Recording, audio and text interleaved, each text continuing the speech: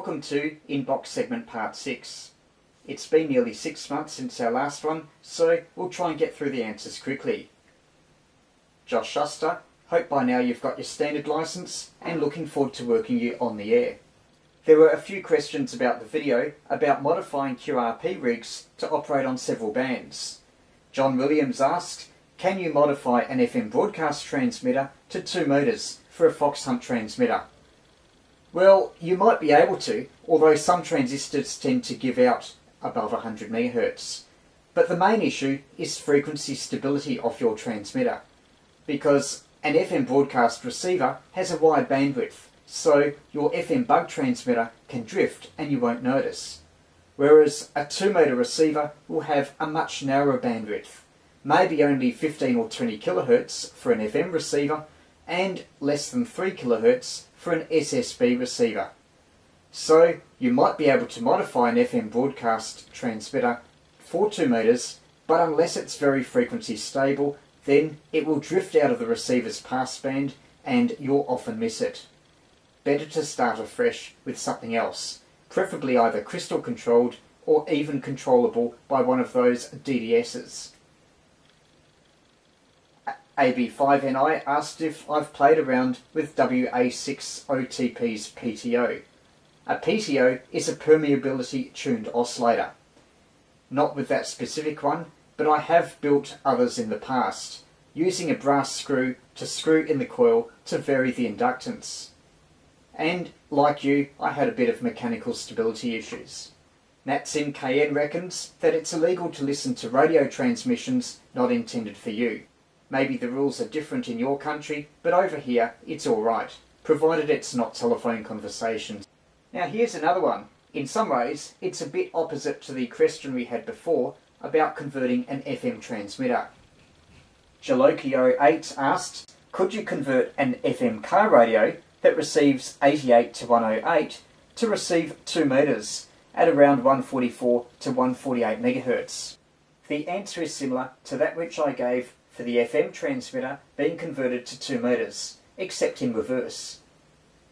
An FM broadcast receiver has a much wider receive bandwidth, maybe 200, 300 or 400 kHz, compared with a receiver intended for VHF 2 motors FM, which might only be 15 or 20 kHz wide.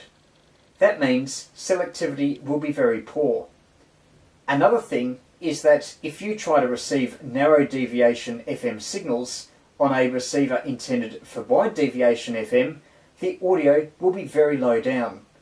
I found that years ago when you used to be able to convert FM broadcast receivers to receive around 80 MHz where you had ambulance and other transmissions. You could hear them, but you had to crank the volume way up. That answer even applies if you use a down converter to shift the 2-motor incoming signals down to 100 MHz for FM. And you're going to have some other problems with that approach. For instance, breakthrough from strong local broadcast stations. You'll have to have really good shielding to prevent that. It's much easier these days to use one of those RTL2832 dongles that allows you to receive FM transmissions and also AM and SSB on your computer. You can get them for around $20 or $30 and you'll find them on eBay. There's a lot of discussion about using them for amateur band reception and even adding converters for HF. Thanks to ElectroNoob, who posted the video slope detecting FM signals on an AM car radio onto Hackaday. That certainly increased the traffic. Ted Mirsky wanted to know the size of the wire and the number of turns for the converter that I had on the car radio, again in that slope detecting video. The coil diameter is around 5 mm. You can use a drill bit.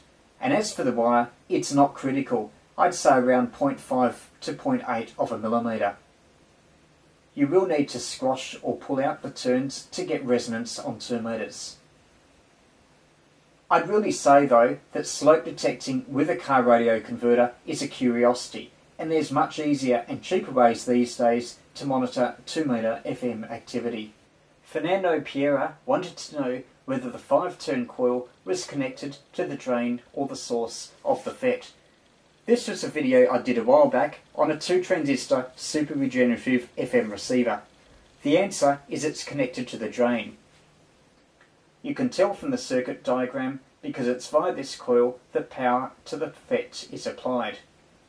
In a video about a 27 meg CB radio converter, Jono Vid asked a question about UHF CB, an Oricom UHF 180 radio, and how long can the control cable be.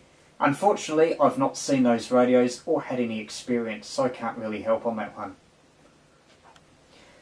Renee Kenshin was intimidated to build radio circuits with a lot of tuned circuits that you had to adjust.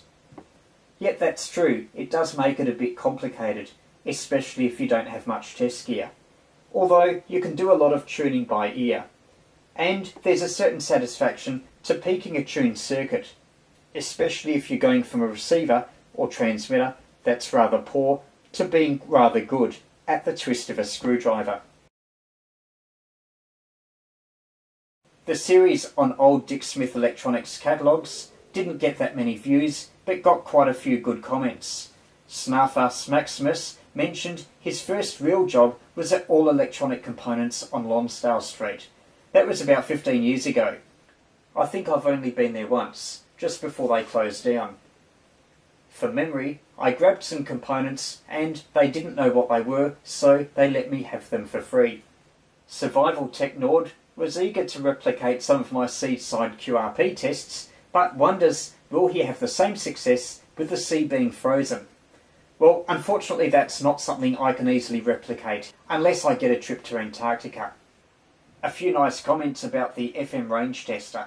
That was a VHF project where you just added a few components to the mic connection of a VHF FM transceiver and you could get it to operate a bit like a repeater. A signal on it would produce a signal coming back from it. Good for testing handhelds. A few people have built that and reported success, including Grant VK3YE. And we had a report that it works well with cheap family radios. The cheaper models don't have a headphone jack. It's possible to pull them apart and find some connections inside the radio. For instance, audio from the speaker. If you had the Roger beep set up, you could have a nice audio tone, rather than just a blank carrier. Paul Warren did a bit of work in the VHF field day. The furthest he got was 49 kilometres from the backyard. That was with a 3-element antenna on 2 metres, similar to what I used. Get a bit of height or a clear outlook and you'll easily get 4 times that distance. There is a good response to the video on listening to HF with a homebrew regenerative receiver. From memory, I had the circuit in that video, so check it out if you want to build it. Battery Maker asked, how slow is your vernier reduction drive? The answer, it's around 6:1. And as you found, that ratio still makes it touchy to tune in SSB signals. If you did want to tune SSB seriously on a regenerative receiver, you might want to have a fine tuning control, even if it's a potentiometer and a couple of diodes acting as varactors. That's probably the cheapest approach. And still talking about receivers and tuning capacitors and all that, I was surprised today at JCar to see couplings for tuning capacitors. If your tuning capacitor's shaft is too short, you can buy one of these couplings. Admittedly, it's not a flexible coupling, it's just a solid metal one, and put in an extension shaft. This should be a familiar sound. It's the hand-powered 7 MHz CW transmitter. That got a good response. Fin Radio DX asked if I would blow up the BD139 transistor if the SWR was bad. Luckily in this case, we were running the transistor much below its ratings. The BD139 can put out a lot more than the half watt that this transmitter put out. So I think you'll be fairly safe. And I agree with the answer given to you by Dazwid. Another suggestion was whether you could add a super cap to the hand crank transmitter to let it charge between transmissions. The problem with that is you'd need to be cranking while you are potentially receiving Morse code. Unless you can decode Morse in your head, that's going to be a problem because you'll need another hand to write your letters down that the other station is sending you. Another thing raised about that hand crank CW transmitter was whether a JFET oscillator would make it more stable. I don't think it would. The important thing for frequency stability is voltage regulation. You could use something like a 7805 on the oscillator part of the transmitter only, but bear in mind that would probably reduce its output because you're subjecting the oscillator to a lower voltage.